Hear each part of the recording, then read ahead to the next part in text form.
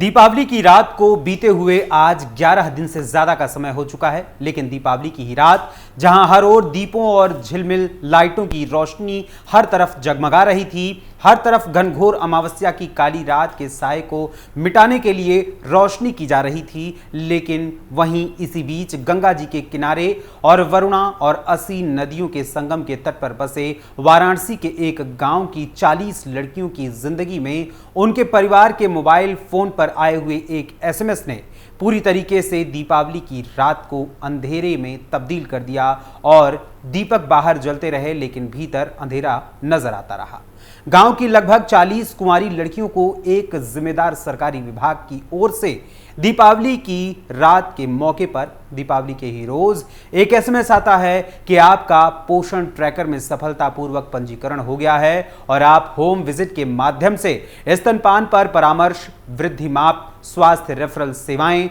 और टीकाकरण जैसी सेवाओं का लाभ आंगनबाड़ी केंद्र के माध्यम से उठा सकती हैं। सिर्फ इतना ही नहीं बल्कि कई लड़कियों को पुष्टाहार मिलने के भी एसएमएस भेजे जाते हैं और पूरी तरीके से इस एसएमएस के बाद कोहराम मच जाता है, जिसको लेकर पूरे गांव में हड़कंप भी मचता है। इसके गांव के बाद यानी कि गांव के लोगों में इस एसएमएस के बाद अफरा तफरी मचती है और एसएमएस आने से सदमे में आए परिवार के लोग आनन फानन में जब उस सरकारी विभाग के अधिकारियों के पास पहुंचते हैं और अपनी शिकायत करते हैं तो ये कहा जाता है कि आंगनबाड़ी कार्यकर्ती की गड़बड़ी के चलते ऐसा हुआ है। लेकिन इस एसएमएस के चलते जहां परिवार के लोगों में हड़कंप मचा हुआ है तो वहीं उनके मन में समाज का भय भी बैठ गया है और साथ ही इस पूरे वाकये के पीछे एक बड़े घोटाले के होने की भी सुगबुगाहट नजर आ रही है और इसकी आशंका जन्म ले रही है, जो वाकई अब जांच का विषय बन गई है। आखिर क्या है ये पूरा मामला और किस विभाग की लापरवाही की वजह से 40 लड़कियों की जिंदगी से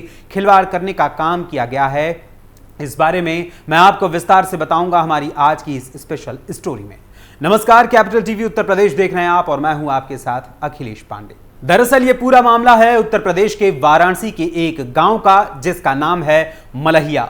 मलहिया गांव की 40 कुंवारी लड़कियों को दीपावली के दिन महिला एवं बाल विकास मंत्रालय विभाग की ओर से एक एसएमएस आता है। वो एसएमएस दीपावली के दिन इन 40 कुंवारी लड़कियों की जिंदगी में अंधेरा भरने का काम करता है। उस एसएमएस के माध्यम से महिला एवं बाल विकास मंत्रालय विभाग के द्वारा इन 40 कुंवारी लड़कियों को गर्भवती करार दे दिया जाता है और साथ ही विभाग की ओर से उनके नाम पर पुष्टाहार मुहैया कराने का भी एसएमएस भेजा जाता है और विभाग की ओर से उनके नाम पर पुष्टाहार जारी भी कर दिया जाता है। मलहिया गांव की इन 40 कुंवारी लड़कियों के मोबाइल नंबर पर 1 नवंबर को एसएमएस आता है, प्रिय बधाई हो, आपका बच्चा पोषण ट्रैकर में सफलतापूर्वक पंजीकृत हो गया है। आप होम विजिट के जरिए से स्तनपान पर परामर्श, वृद्धि माप, स्वास्थ्य रेफरल सेवाएं और टीकाकरण जैसी सेवाओं का लाभ आंगनबाड़ी केंद्र के माध्यम से उठा सकते हैं। अधिक जानकारी या सहायता के लिए 14408 पर कॉल करें,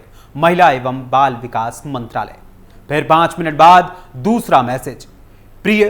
पोषण ट्रैकर में आपका स्वागत है। एक स्तनपान कराने वाली मां के रूप में आप हॉट कुक्ड मील या राशन, परामर्श, बाल स्वास्थ्य निगरानी और गृह भ्रमण के माध्यम से स्तनपान सहायता जैसी सेवाओं का फायदा आंगनबाड़ी केंद्र के माध्यम से उठा सकती हैं। अधिक जानकारी एवं सहायता के लिए 14408 पर कॉल करें, महिला एवं बाल विकास मंत्रालय। ये 2 एसएमएस वाराणसी के मलहिया गांव की 40 कुंवारी लड़कियों को आते हैं, उनके घर के, उनके परिवार के मोबाइल नंबर्स पर आते हैं। हालांकि इनमें से लड़कियों के नाम और साथ ही काल्पनिक बच्चों के नाम भी इसमें लिखे जाते हैं, लेकिन उसे हमने हटा दिया है। ये एसएमएस आने के बाद गांव के लोग अपने ग्राम प्रधान से इसकी शिकायत करते हैं। फिर ग्राम प्रधान ग्रामीणों की शिकायत को लेकर जब आंगनबाड़ी कार्यकर्ती से बात करते हैं और वहां पर जानकारी हासिल करने की कोशिश करते हैं तो वो उनसे बहस करने लगती है। इसके बाद ग्राम प्रधान ग्रामीणों के साथ मिलकर इस मामले की शिकायत विभाग के आला अधिकारियों से करते हैं, लेकिन तब भी कोई खास फर्क नहीं पड़ता। इसके बाद मामला मीडिया की जानकारी में अब आता है तो काफी हाई अलर्ट पूरी तरीके से विभाग हो जाता है और ये मामला भी काफी हाईलाइट होता है और तब जाकर सीडीओ ने डीपीआरओ को इस मामले की जांच सौंपी और साथ ही सीडीओ ने स्वीकार किया कि विभागीय गलती के कारण ऐसा हुआ है। हालांकि सीडीओ का कहना है कि इन लड़कियों के डाटा को अब विभाग के वेबसाइट से हटा दिया गया है, लेकिन कई खबरों के मुताबिक इन लड़कियों को एक और एसएमएस मिला था जिसमें लिखा गया था कि आपका टेक होम राशन यानी टीएचआर आज दे दिया गया है। यदि आपको अपना टीएचआर प्राप्त नहीं हुआ है या आप अगर अपनी प्रतिक्रिया भी हमारे साथ साझा करना चाहते हैं तो कृपया पोषण हेल्पलाइन नंबर 14408 पर संपर्क करें। संदेश प्रेषक महिला एवं बाल विकास मंत्रालय। अब ऐसे में जहां एक और सीडीओ साहब का तो यह कहना है कि विभागीय गलती के कारण जिन 40 लड़कियों के नाम को महिला एवं बाल विकास मंत्रालय विभाग के पास अंकित कराकर उनके नंबर दर्ज कराए गए थे और उनके नंबर पर एसएमएस भेजा गया था, उनके डाटा को अब डिलीट कर दिया गया है। लेकिन एक सवाल उठता है कि उन लड़कियों का डाटा तो अब सीडीओ के अनुसार डिलीट किया गया, मगर जिस टेक होम राशन अर्थात पुष्टाहार यानी टीएचआर को उन 40 लड़कियों के नंबर पर आए एसएमएस के अनुसार उनके नाम पर जारी किया जा चुका है, तो क्या यह पुष्टाहार भी वापस मंत्रालय के पास जमा कराया गया है? हालांकि कुछ खबरों के मुताबिक ग्राम प्रधान और खुद ग्रामीणों की ओर से एसडीएम से भी शिकायत की गई, लेकिन इसके बावजूद भी महिला एवं बाल विकास विभाग के पोर्टल से इन लड़कियों के नाम नहीं हटाए गए हैं। वहीं कुछ मीडिया रिपोर्ट्स के अनुसार ग्रामीणों का कहना है कि आंगनबाड़ी कार्यकर्त्री द्वारा कुछ दिनों पहले गांव वालों के घर घर जाकर इन 40 लड़कियों के आधार कार्ड मांगे गए थे और कहा गया था कि उनके आधार कार्ड को वोटर आईडी से लिंक करवाना है, इसीलिए इनके आधार कार्ड दे दीजिए। हालांकि कई लड़कियों के वोटर आईडी कार्ड बने भी नहीं है, लेकिन इसके बाद भी आंगनबाड़ी कार्यकर्त्री द्वारा उनके आधार कार्ड लिए गए थे। इसके बाद जब इन लड़कियों के घर के लोगों के पास महिला एवं बाल विकास मंत्रालय विभाग की तरफ से एसएमएस आते हैं तो फिर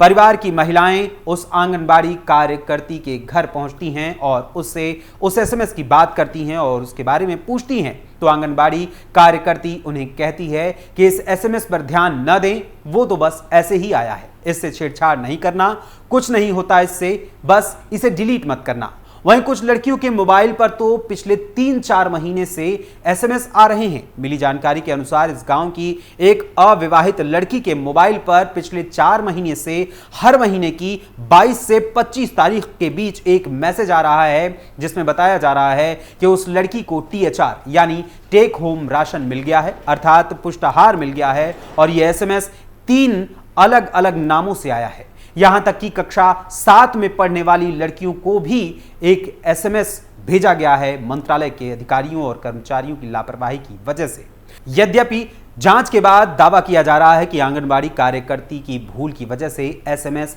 गलती से तकरीबन 40 कुंवारी लड़कियों को भेजा गया है, लेकिन ऐसे में सवाल उठता है कि महिला एवं बाल विकास मंत्रालय विभाग द्वारा चलाई जा रही पोषाहार योजना के अंतर्गत पुष्टाहार जो मिलता है उसके साथ ही 5000 रुपए भी दिए जाने की जो योजना है, तो ऐसे में क्या इस एक गांव में 40 कुंवारी लड़कियों के नंबर पर जो एसएमएस भेजे गए हैं उसके माध्यम से जिम्मेदार अधिकारियों द्वारा कोई बड़ा घोटाला किया जा रहा है? अभी मात्र एक गांव की 40 लड़कियों पर यानी 40 लड़कियों के मोबाइल नंबर पर आने वाले एसएमएस की बात ही मीडिया के सामने आई है। ऐसे में अब मामला सामने आता है और सवाल भी उठता है कि महिला एवं बाल विकास विभाग मंत्रालय द्वारा जिस तरीके से यह एसएमएस भेजा गया है वो एसएमएस कहीं ना कहीं विभाग की कार्यवाही पर ही एक बड़ा सवालिया निशान खड़ा करता है कि कहीं ऐसा तो नहीं कि जिस तरह वाराणसी के मलहिया गांव की कुंवारी लड़कियों के नंबर पर ये एसएमएस आए हैं तो ऐसे ही और भी कितने अन्य गांवों और कितने अन्य जिलों में भी कुछ ऐसी ही गड़बड़ियों को भी